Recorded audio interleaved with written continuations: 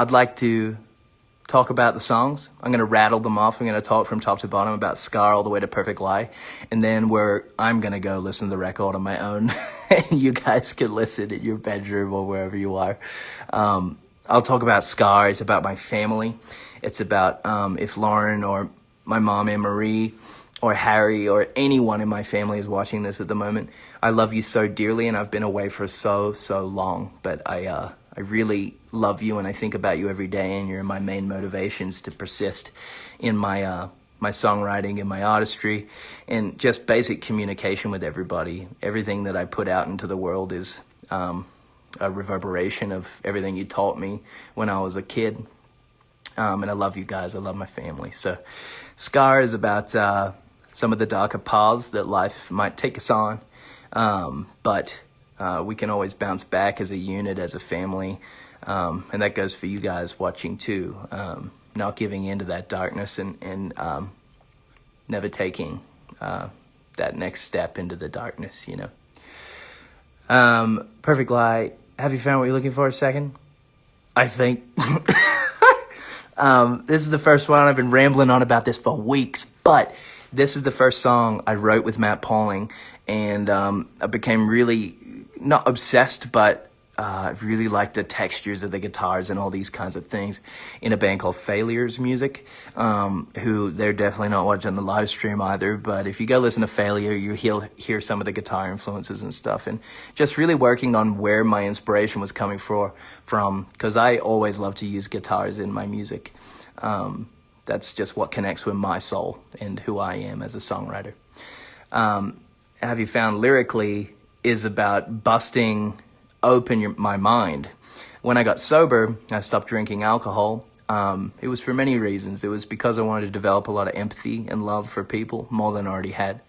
I wanted to get a kind of grip on my depression and anxiety, but I also wanted to open my mind even more in comparison to when I was drinking heavily, to kind of dull down the feelings and thoughts and whatever I was doing that for. But Have You Found What You're Looking For is me busting through to the other side and going, no, I will pursue clarity. I will pursue love. I will pursue all these things. I will live a life full of joy. And that's what Superbloom's pretty much all about, all encompassing. Live a life of joy. Choose yourself. Choose that lighter path and your intuitive path that guides you to true happiness as a human. So, Skinny, I don't know. I wanted to release this first just to put something out into the world that resonated with me so deeply that there was nowhere else to hide. You know, I want to be a lyricist and an artist that puts lyrics out there that are intriguing and heartbreaking or just vivid. That song, I've never really written a song with such logical, anatomic kind of lyrics that are very, I call them sharp. And that chorus of Skinny is the first time I really enjoyed listening to my own voice back. I never sang on a song before where I've listened to my voice and I go, damn, I sound good, because I'm still working on that as an artist. And how I record my vocal is really grown over the years. So Skinny is the first time that I fucked around with vocal doubling, one take, no melodyne, and really getting identical double takes and stacking my voice on a really beautiful microphone and singing in such a way that it really illuminates my personal tone as a vocalist. So getting into that shit was really exciting. So Skinny obviously is about body dysmorphia, but also discovering my own voice. You know, it's funny and profound how life works like that. What's next? Greyhound. Fucking epic. You know, I kind of want Greyhound to blow the roof off wherever you're at. It has an incredible guitar solo done by the mighty Matt Pauling. That song, for me, growing up, I knew a Greyhound trainer 70 greyhounds on a farm, and I used to help him feed them, and then they would race them. And little did I know, I didn't know much about animal rights when I was a kid. I wish I did. And later on in life, I thought, it's so fucked up. First, second, third, if you're not first, second, or third, yeah, the dogs would, not be a part of the race anymore. And I think I was comparing that, I wanted a concept lyrically that kind of went through, we work so fucking hard and we give our lives away to corporate entities, we give our time to people, we give our lives away to things that aren't always reassuring and refueling us as beings. We waste away and we work and work and work and get stressed and more stressed and more stressed, and then it's over. Greyhound for me is about finding clarity in what you're pursuing, why. The visual of Greyhound is just when you catch that fake rabbit as a Greyhound, if you're racing as a Greyhound personified, what do you win? What do you really win? So make sure you know what you're chasing, basically, and that's what Greyhound is about. Matter of Time is a beautiful song about imposter syndrome, and when things get good, don't destroy them. When things become, you get good feelings from things in your life, you deserve them. You deserve everything that is good. You deserve everything that is profound and joyful, and you deserve to have good things in your life, even though all of us have been through different struggles. So that's what Matter of Time is about. Accepting joy and letting it flood in when it does. Let me think. After that, we got Sunshine. Sunshine, let's talk about the strings just for a moment. The orchestral arrangement on Sunshine is fucking bonkers. Matt Pauling did such a crazy job. He said, I'm going to turn this shit. So at first, it kind of sounded like a Cat Stevens kind of song, if you guys are familiar with that guy. But he was like, nah, I'm going to turn this into a orchestral kind of masterpiece. And I went, okay, man, I fully trust you. Like, you're incredible and you're really impressive musically, and I want to see what you can do. So he went into his studio for about 3 days and came out with this masterpiece that is Sunshine. And I love the concept. Although the world is fucked up and it's dark at times and there are world issues beyond belief, I think Sunshine is all about encapsulating that you must spend time in your own body, enjoy being young, enjoy the simple things, enjoy the simplistic nature of your human existence every now and then. Although it is important to keep up and help other humans always. Make sure you spend some time with yourself, self-care, be with yourself, develop love in a kind inner dialogue in your own mind, and be kind to yourself. Yeah, there's a lot of great lyrics in Sunshine. I'm actually proud of that one. I think that's a good one. Next up, we got, don't know why I'm doing it like this, I'm sorry. It just could have been a spoken word thing. I'm really fucking sorry I invited you guys to this. I don't know how else to do it, so I'm bad at these things. KK? What's the next song after, Sunshine?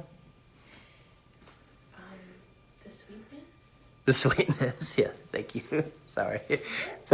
Yeah, The Sweetness is next. I don't know, plain and fucking simple. If you feel like life is a constant uphill battle and you're dealing with depression or anxiety or anything, and you think you need to reach out for help, there's no fucking shame in that, man. You must get help. It's such a critical thing to do because you can recover, you can become happier, you can become more yourself at the end of the day. And if you do need help, I don't know if you need Ashton looking through a screen telling you that, yeah, do it, try it out. Because you can be brave and you can go, get therapy or speak to a counselor or find a friend and speak to them about the shit that's going on in your life. Yeah. That's we can talk about more in depth and the sweetness another time.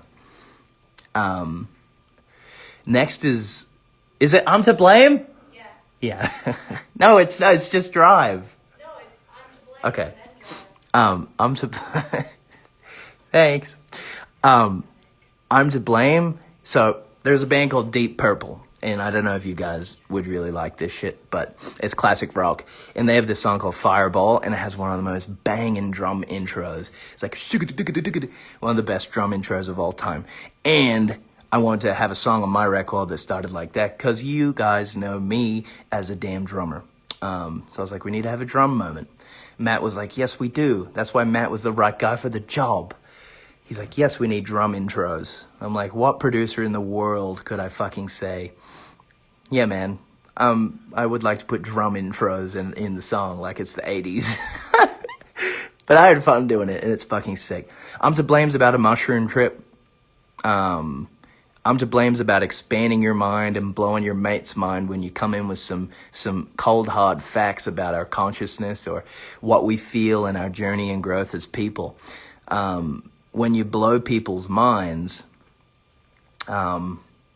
with some wisdom, or maybe it's not, because he who thinks is wise is not wise, but speaking to people from a truthful place and working all the secrets of the universe out.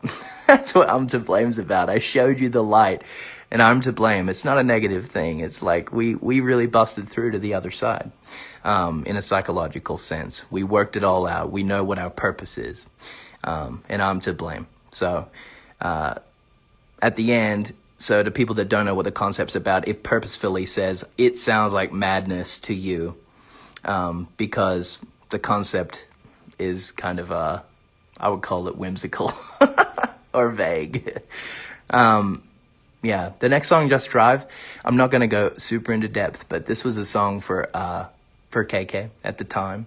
And her and I were experiencing loss, her in particular. And from a lyrical standpoint, it's a gentle song, but it speaks deeply about the simplicity of when you're in a loving relationship with someone.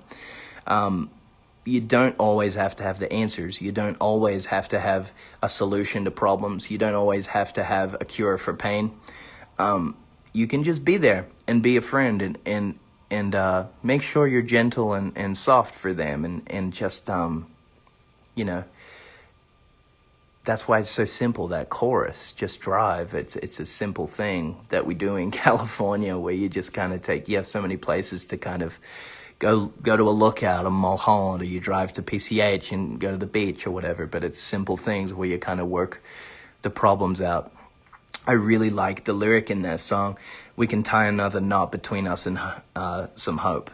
Because when you've run out, I feel like at our darkest moments, we need a friend or a partner or whoever it is to go, no, we're going to try. We're going to try get up, and we're going to try be resilient, which is what I do with you guys all the time, you know. You've seen me kind of flow through almost a decade of my life publicly, and that's been kind of crazy, but it's a trip to think about. But yeah, I love that song. It feels really good. Just Drive into Perfect Lie? Yeah, sorry. It's only 10 fucking tracks and I forget. It's awful. Perfect Lie, I spoke about it with an interviewer yesterday for Rolling Stone in Australia. And it's about me growing out of songs that I've written in the past. Like, in fact, I'm pretty stoked today when I think about this song, but like a song, for instance, like Voodoo Doll, that I wrote with Callum when I was like 17 years old or some shit. It's like, I just don't dig that song as much as I used to, in the most gentle way possible. And it's like what my mom says to me, like, we release Youngblood, you know, it's number one for 10 weeks in Australia, and she says to me, well, Gotta Get Out is still my favorite. And I'm just like, damn it, you know, so we have to play those songs and we honor those songs forever, no matter how old they get. But Perfect Lie is me getting my teeth out and talking about kind of like the psychological resistance that I've dealt with in the past. In a poetic way, it's all emphasized and hyperbolized. So that's fucking Superbloom, man. It's amazing. I'm so grateful to share it with you guys, and I'm so grateful that you accepted that first kind of email that I wanted to send you guys when you entered your emails to my website. And you're like, yeah, I want to see what Ash has got going on. And I did a whole fucking record for you guys and myself. It's been a very freeing process, and I feel very happy. And I feel very proud of it all, and I'm so stoked. And if you're on my team and you've watched this, like, I'm so in awe of what we've created. I think it's a stunning record, and I can't wait to see what happens in the future with it. So I think that's good. I think that wraps it up. I think I can go listen to the record now. I think you guys should too.